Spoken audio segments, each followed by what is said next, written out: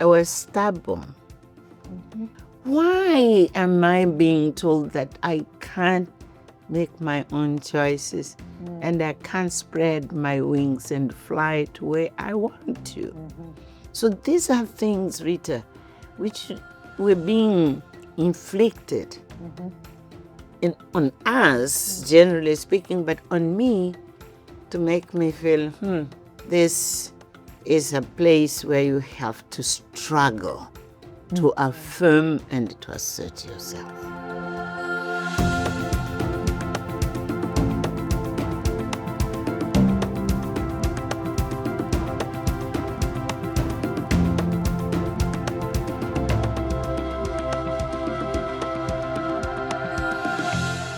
Hello, and welcome to Transcending Boundaries. I'm Reeta Roy. Our guest today was born in rural Mozambique in 1945. Weeks before her birth, her father, a farmer and a lay minister, passed away. Yet in his final days, he asked that his unborn child be educated. Her mother carried that vow with courage and devotion, shaping a destiny far greater than anyone could have ever imagined. That promise carried her from mission schools, where she excelled, to classrooms where she was the only Black student among 40 white pupils, an experience that awakened her political consciousness. In Portugal, she found her voice in the anti-colonial student movements. She returned to Africa to join Frelimo, training as a guerrilla fighter and dedicating her life to Mozambique's liberation. At just 29, she became the Minister of Education, leading one of Africa's most ambitious post-independence education drives.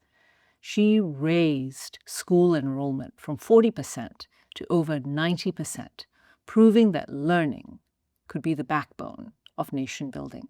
She has shared her life with two giants of history, President Samora Machel and President Nelson Mandela. Yet she has always stood as a towering figure in her own right, a humanitarian, global advocate, human rights activist, and founding member of the Foundation for Community Development, the Graça Machel Trust, and the Elders. It is my profound honor to welcome Dr. Graça Machel. Graça, welcome. Welcome to Transcending Boundaries, and thank you so much for making time to be here to share your story. It's such a pleasure. And for you, I would be anywhere. Thank you so much. Much too nice. Maybe the best place to start is in the beginning, when you were just a baby. I understand you were born in rural Mozambique in a little village called Incadini. And sadly, your dad passed away a few weeks before you were born. But he made your mom promise that you would be educated. And she did an amazing job to keep that promise. Would you talk a little bit about her and what you remember of her and the lessons she instilled in you? You know, my mother was a person of not many words. She was very quiet, but a very strong presence. For a child, what was important for me is that my mother was always present. And we were a family with not much, but she got things done. We were 6 of us. The elders were out of the home at the time, so we were 4 of us. But I don't remember us having a sense of wanting. Everything was there in a small way, but in a perfect way. And I remember we used to talk with the one who I followed. We were very close, my sibling. We would really realize that Mom gets things done. And much later, when I grew up, I could read that and give it the meaning. The other thing which of those days, she was very quiet. But she had a way of expressing love. I remember when my mother is very happy, I will see the smile, but also there was a gesture she always had. She would do this on my face. When she is upset, you will see it in her eyes. And it was very rare for her to shout because of her nature, to shout. But she would look at you with a very severe look. And you know, I messed up. So I learned from my mother that sense of presence for us.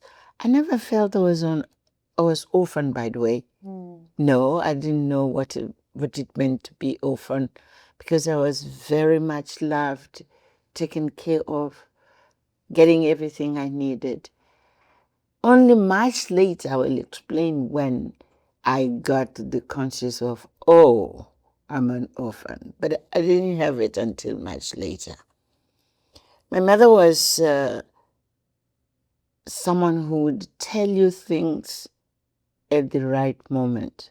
For instance, it was only at the age of 13 she told me that my grandmother, the person I knew as my grandmother, was not in fact my, grandmother of blood, but she was the youngest woman of my grandfather.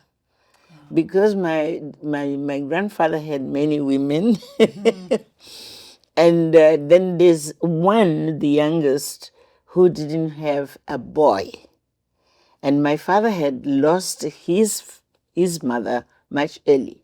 So my grandfather said, take this one, you nurture him, because when you get old, this is the one who's going to take care of you, which really happened. So my mother developed this. We had a very good relationship with this grandmother of mine. Only when I was 13, she tells me that, but you know, your real grandmother passed away when your father was very, very young. And that's when she showed me where my real grandmother was living. And this is this much later. She didn't want to disturb. I had what I needed. I had love. This grandmother of mine, she was perfect to me. So there was no need to reveal stories, etc. Unless that she felt when the time was right, she would tell me, this is where your grandmother lies. So lessons of life is like what many people say, you are born in a poor family. I was not born in a poor family. No. I had really abundance in the real sense of being loved, being nurtured. But most importantly, from the very early age, I was allowed to be myself. I had to read this much later, but to understand that the importance of I'm a girl, but I'm allowed to be myself. And that this has instilled in me the deep respect which I have for any individual, but particularly to give girls the right place they deserve. It came from my mother. Wow, what a tribute to your mom. What a tribute. And you obviously were a very, very smart young girl. And you went on to school. I understand it was mission school, but you found yourself in high school in Maputo. And you have written or spoken about the fact it was also a bit of a lonely time being in that school. You're the only black girl in a school, in a classroom of 40 girls. Classroom, yes. A classroom, 40 girls. But something awakened at that time. Will you share more about that? Yes, one is we girls in the school were very few of us.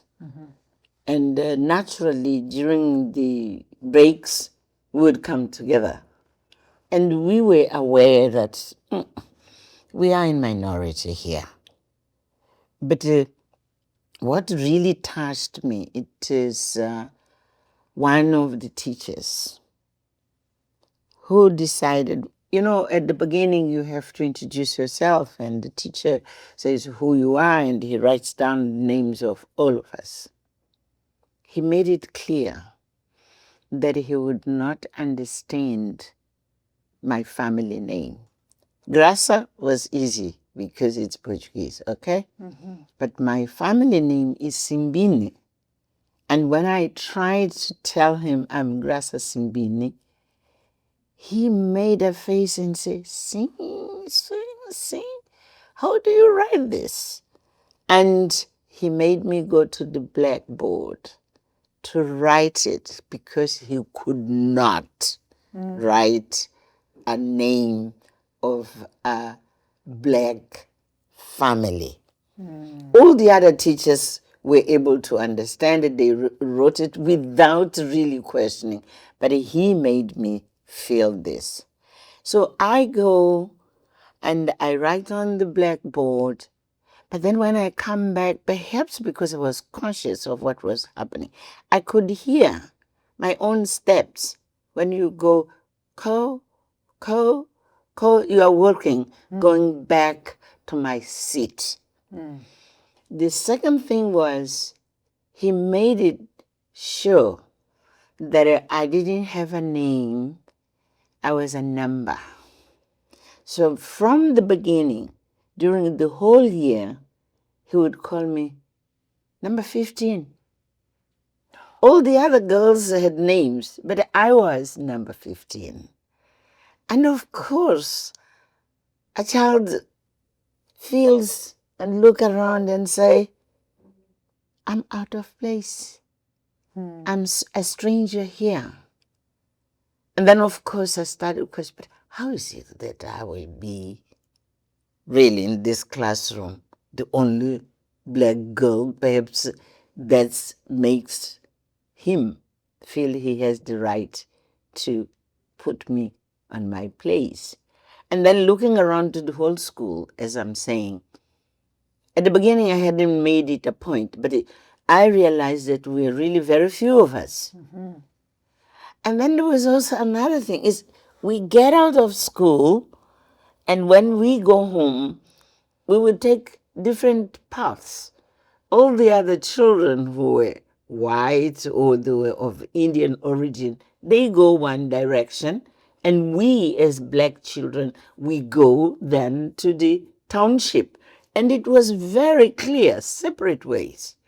So that was the beginning of me understanding, we were millions of Mozambicans here. And all these other people, they are just hundreds of thousands. They're not even, well, perhaps there could be a million, I do not know. But the way we were being clearly, made to feel that we are stepping into a space which we do not belong. But at the same time, you have a very strong sense of belonging because You're home. I'm Mozambican and we are millions of us who are Mozambicans. So how is it that a smaller group will treat us this way? But I was not deep enough, but I felt it. And I know that I really had a very tense relationship with that teacher of mine. But fortunately, he was changed to another class much later.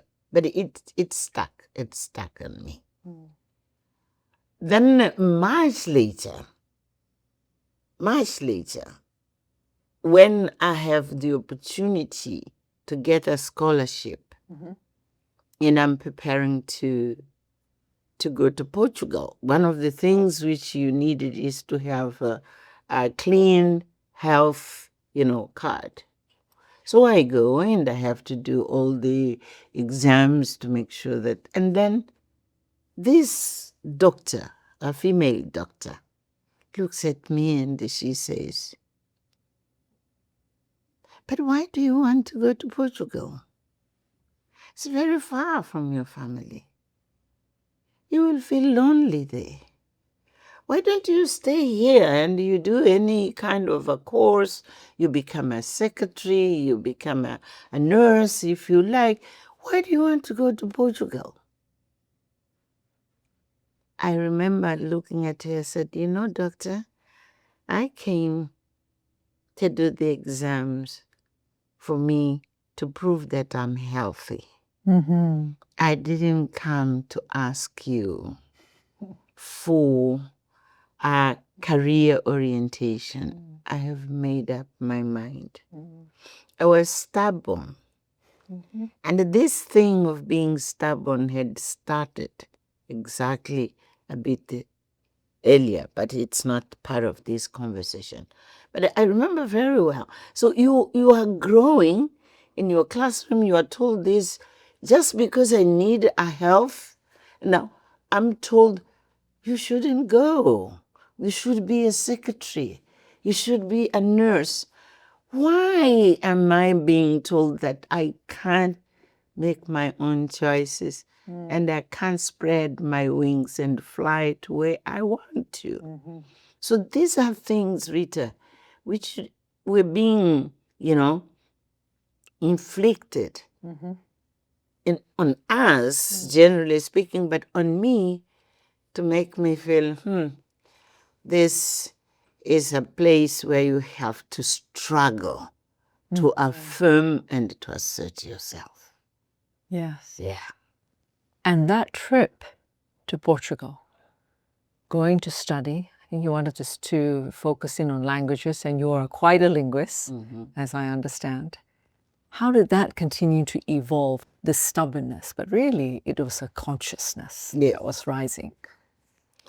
Fortunately, in Portugal, I met students coming from other colonies at the time, from Angola, from Guinea and Cape Verde, and instinctively, we became a sort of a family.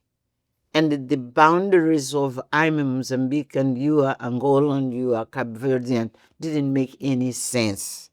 So we really developed a sense of sisterhood and brotherhood, which then led us to have conversations. One thing is what I felt because it was inflicted on me. Another one is now all of us, we talk about experiences. How did we come to this place? Again, we are a minority, but what does it mean that now we are this family, but coming from the different origins which we had?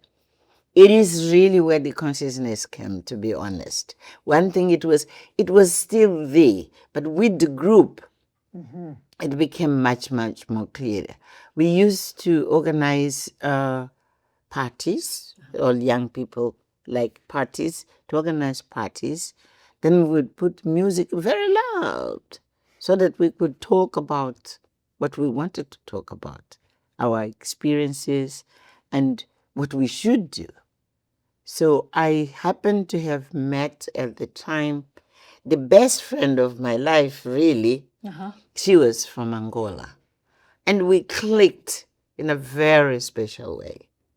And so, with Amelia, it's her name, Amelia, we used to read and exchange books which would open even much more, our understanding of how this colonial system works. And we develop really a habit of selecting issues we should be discussing together as two friends, but also for these party meetings which we used to organize. So we started to be much more awake and take much more responsibility, and to know what kind of information is of importance for the leadership, in Tanzania. I did take you, I mean, a long way just for you to know that from the secondary school where I was discriminated, for the Portugal where I opened up and I have friends from all the colonies, I even make one of my best friends in life. How do I then connect with Tanzania? For years, we used to send information which they were asking us through a Mozambican, white Mozambican, who could travel easily from Lisbon to France to take information to someone in France, and from France to connect with the Algiers, which were the closest office of Frelimo, closest to Europe, okay? So this young man, because he's white, he could travel easily. And guess what? He was in a what they call high military studies. Wow. Because he was white, they thought, well, he is a Mozambican who is going to go back to Mozambique to be a governor or to be with someone. Little did they know that in his heart was serving the struggle. And we would work with him as black as we are, but he was one of us. It's just to say, those days, who do you talk to? Who do you get the information? You pass it on. It has to be carefully done in a way. Really, you wouldn't risk yourself to be arrested and so forth. So that's the thing of how did I end up? I mean, how did I organize my living now, Portugal? Because I had this connection. Now, one of the things which people will never associate with you is that you truly were this freedom fighter. That people think about advocacy, speaking, on podiums and talking about freedom, but you really were in the struggle, and you learned to use weaponry. Yes. And put together an assault rifle. But just that time of incredible activity, and in the midst of it, how did you feel about that? You knew you weren't going to go back to that system, but did you know, or did you sense that this too will come to pass, and that there would be an independent country? There would be a government that really stood for its people? There's a long story behind it, but the decision to join the struggle, directly, the armed struggle, was a decision of no matter what happens, but I have to be part of that generation of Mozambicans who have broken completely with the Portuguese system, and they are ready to do whatever it requires for the liberation of the country. And that's why I had to prepare my mother that I'm not so sure, because I didn't know what could happen. And when you join, Rita, you are prepared. I mean, you can die. Some of our colleagues died during this struggle. So we didn't even know how long it would take until Mozambique is free. It is to say, this is a cause I'm prepared to give the best of myself for it, even if at the end it's required to give my life for. So that was the thing. Now, you are asking about the training. It was a must for all of us, because you are going to fight for the freedom of your country, but you have to protect yourself. You are fighting against the enemy, but you have to keep yourself alive. And you're not going to keep yourself alive if you don't know how to assemble a weapon. Exactly, the weapon. And also, if you happen to be ambushed, you have to fight, really. If you have to. So it was a must. The first thing you do when you get into the camp is to Well, they would give you the introduction, explain everything, but then you are given a uniform and you start training.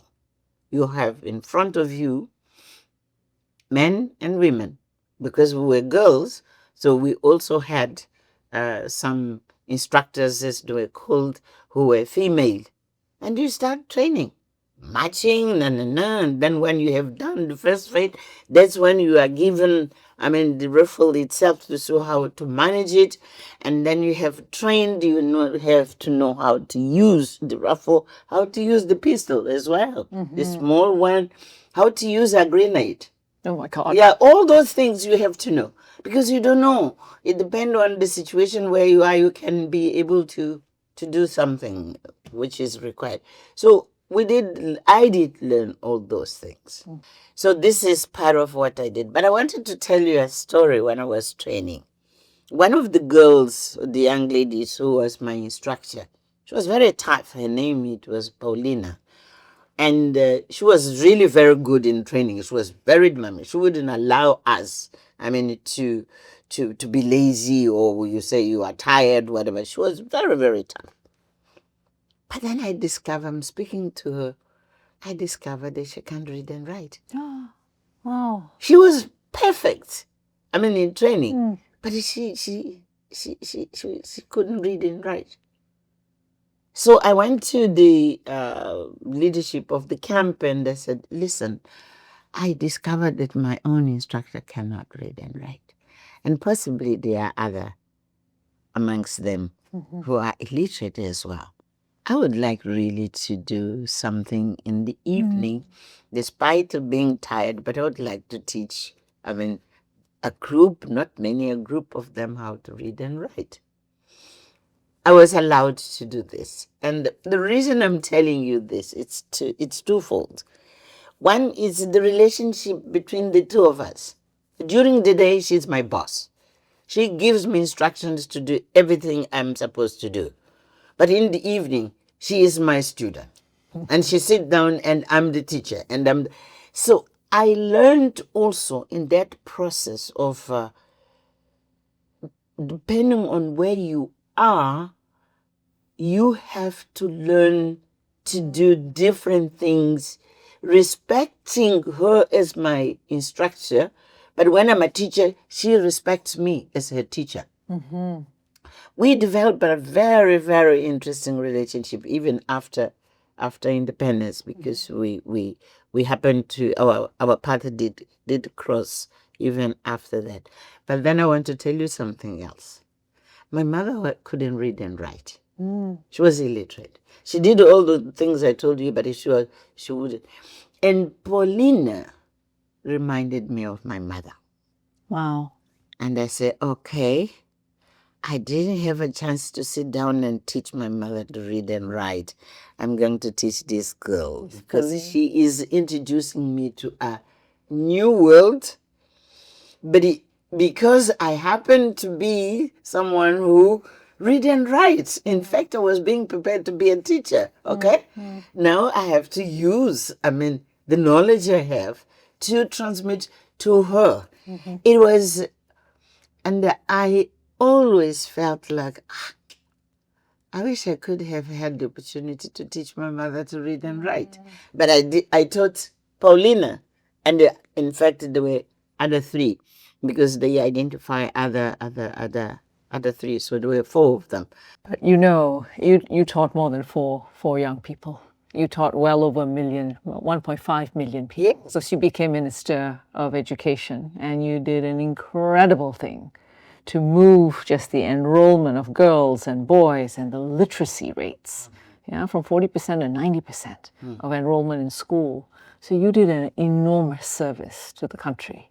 But also what you just said about learning about who they are. It's not just about reading ABCs, it's about learning who they are, about their history and their country, and that sense of self-worth that came with that. Must have given you so much satisfaction to be able to do that. These were the years. One, during the struggle. Second, when I became minister. these are the years which made me, which transformed me. And more than satisfaction from what I was doing at the time, they are the years through which I had to discover myself and what I am able to make as a contribution. But more importantly, that's when I learned about people, human beings. Because not like I was treated as a thing and a number. I learned to discover in human beings what lies within them and behind them. This passion, which today people say I'm an advocate for girls and women, it was not like I had to sit down and choose and say, what is the cause I want to embrace in life? No, these are causes which chose me because of the responsibilities which I had, and me identifying what are, one, the strengths, but also what are the obstacles and the constraints which these girls are facing. How then we can organize to unleash the potential they have, but is supporting them to overcome the constraints and the obstacles they culturally and even socially, as social norms, to discover their place in society. Yeah. That's what activism is all about. But you brought that same energy, I know, through the UN when you authored that report about children in armed conflict. And I wonder about that time. But that report has changed many, many things, in terms of across the world. And to really recognize the plight young people shouldn't be in, and the need to, one, to look after them, to also honor them, and to provide them a path to education. What moved you to do that? And was it something also about your own experience? Obviously, as an older adult, older kid, let's say, in that our was struggle. Scary for me, I have to tell you. That one, it was a step which was really scary. Because I never thought of being at the global stage. No, I was very happy with being in Mozambique and tried to do things in Mozambican context. Then there was in Southern Africa an initiative which was called Children in the Front Line. So there were children from South Africa, Mozambique, from Angola, Namibia, all those countries there. And then there's a filmmaker, a woman filmmaker, who interviewed us, those who were supporting these children in the front line. That interview, I tried to describe what I feel about a child who has been forced to witness atrocities, including sometimes to see his or her colleagues being killed, the teachers, family members, etc. I tried to describe this, to say, the horror for me is how can on earth a child be forced to confront these realities? And we in Mozambique, I will say we in Mozambique, we tried then to minimize the impact of this conflict on children, and I described what we were doing. Guess what?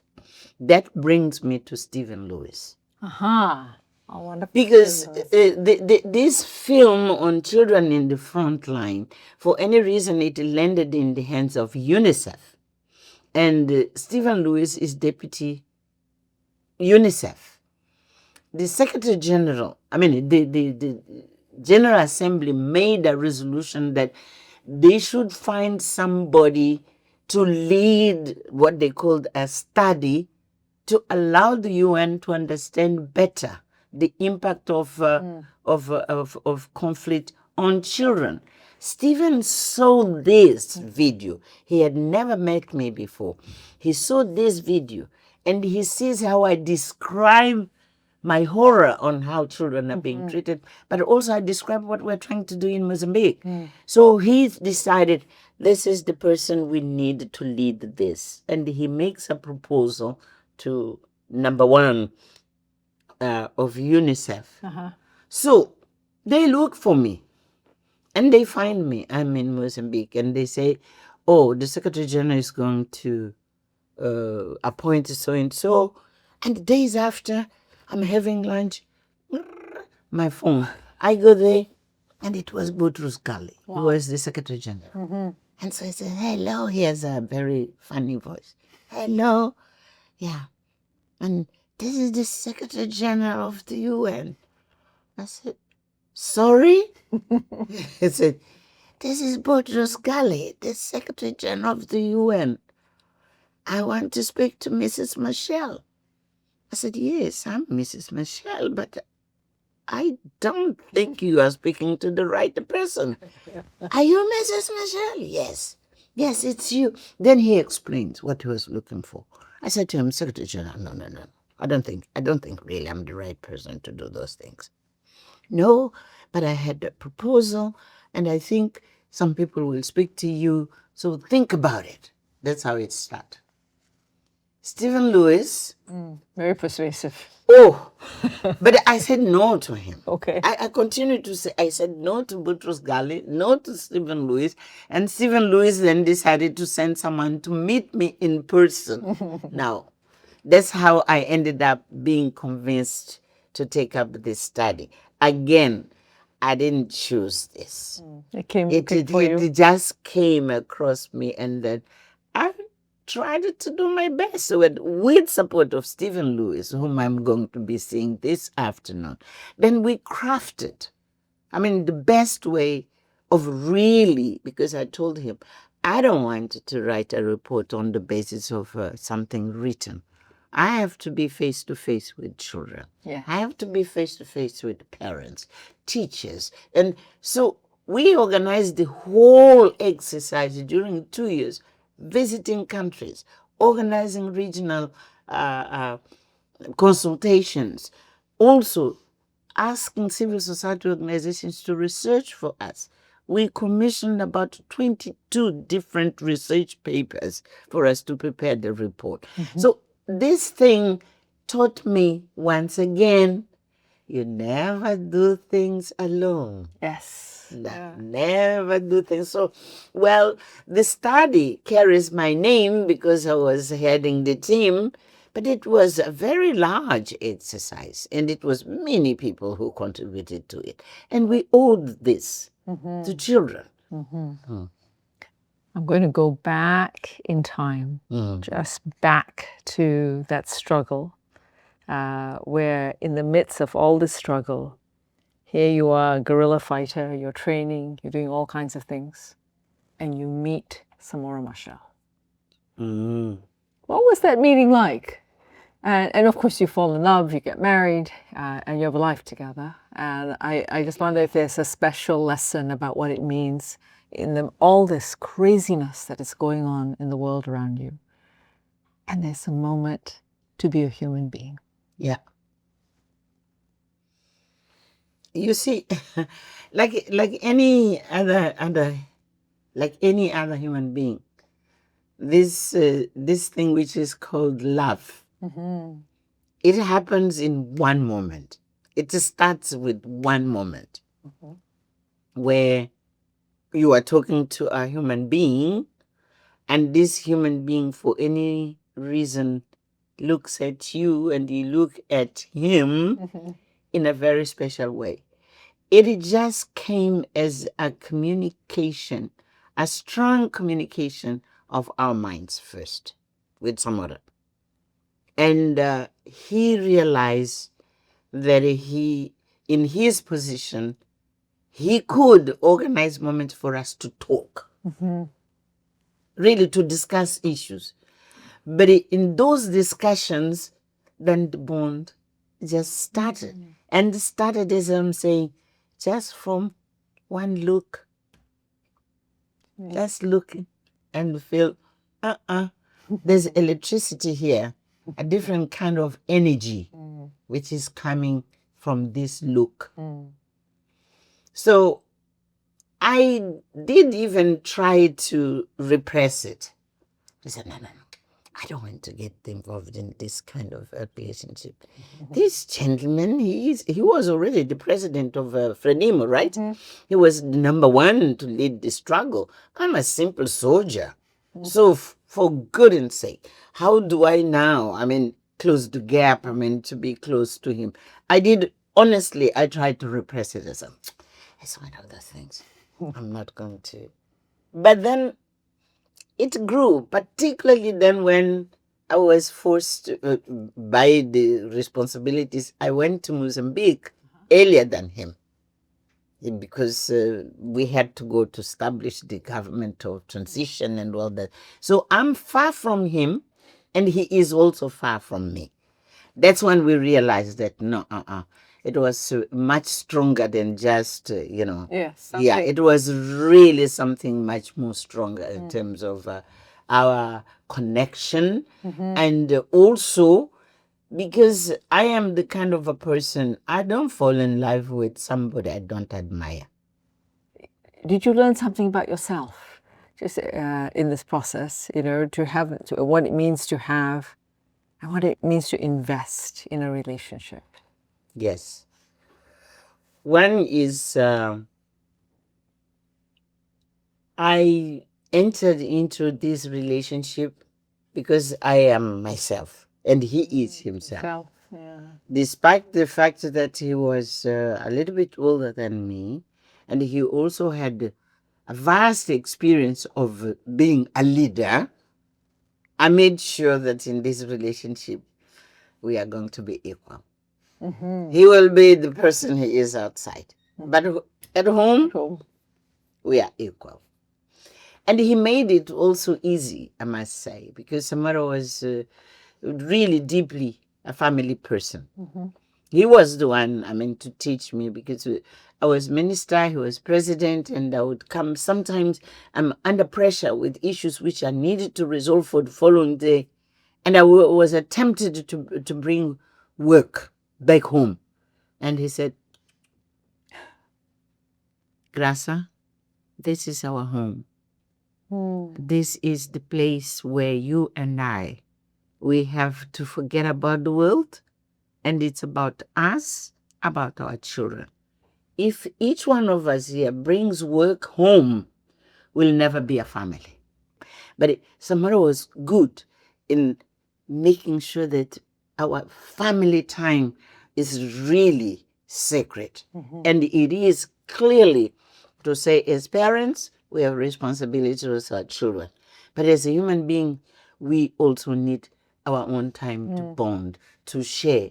And we could have interesting debates. But as a persons, as human beings, and I have to say, I have been very, very lucky. It's a very, very fulfilling relationship, despite the fact that he had all those very big and huge responsibilities. Yeah.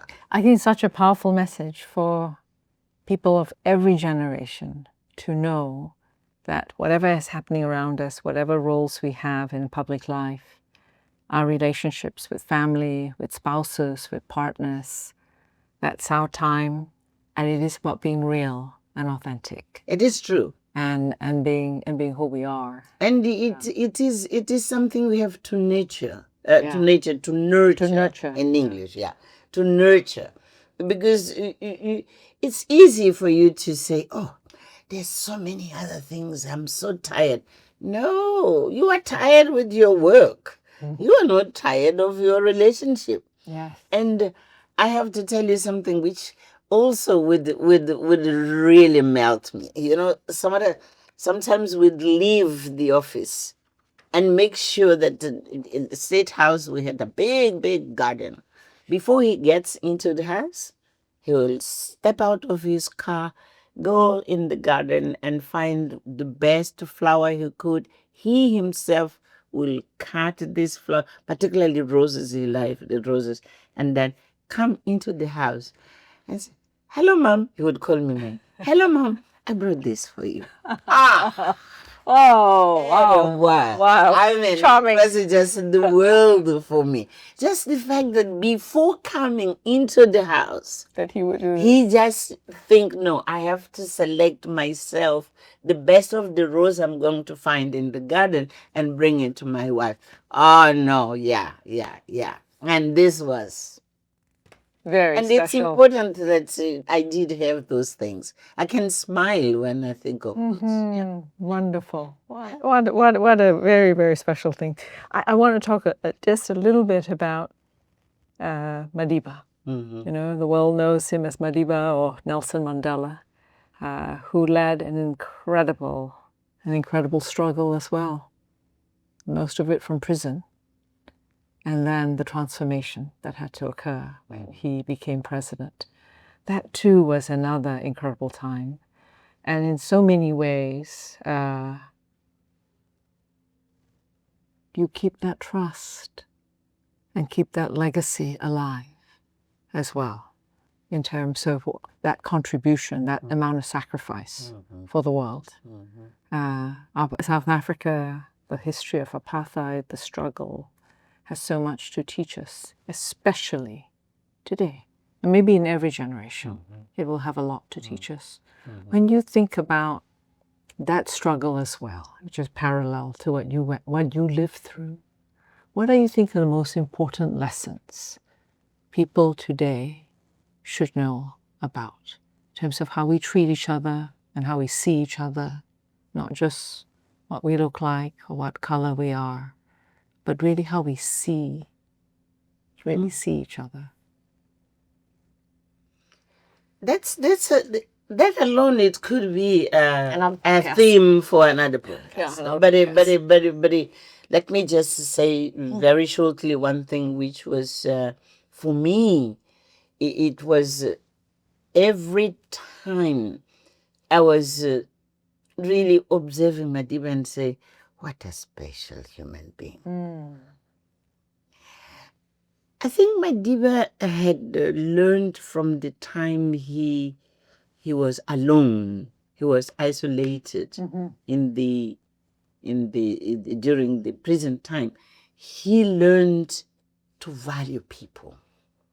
Wow. More than what you do. I mean, one thing is to say, I'm fighting for our people, and no. But people, the one you touch and you speak to and you interact with, he learned to value this. And for me, it was one of the most amazing lessons.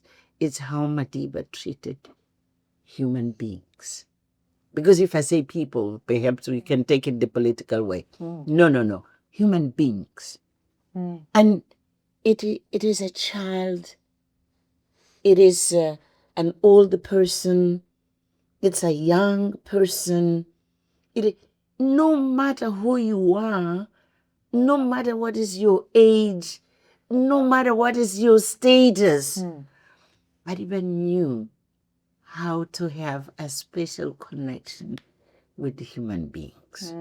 And it was not a lesson. It was more than that.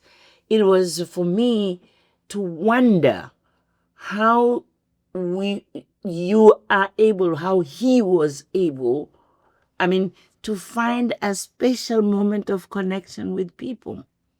I'll tell you something which is very simple. Perhaps many people didn't even realize. Madiba would never shake hands with you without looking into your eyes. And you will say, how did he do this? Yes. I also ask, how did you do this? You would find a group of people piling. Not piling. How do you say? Crowded. Lining. Yeah. And the crowd. When he greets, he doesn't do as like people who do this and they're looking to the other side. Never. If you see a film now, you can try to. He will look at you and say, hello. And then if it's in a line in which you have a few seconds, you'll say, I'm honored to meet you. I saw people crying because they're there in adoration to say, this is a special moment for me to meet Nelson Mandela. And then he comes, he says, I'm so pleased to meet you. I'm honored to meet you. Looking into your eyes. And this took people By surprise. a surprise, not only emotionally touched. I tell you, I saw people crying. And when you sit with him and he will say, how are you?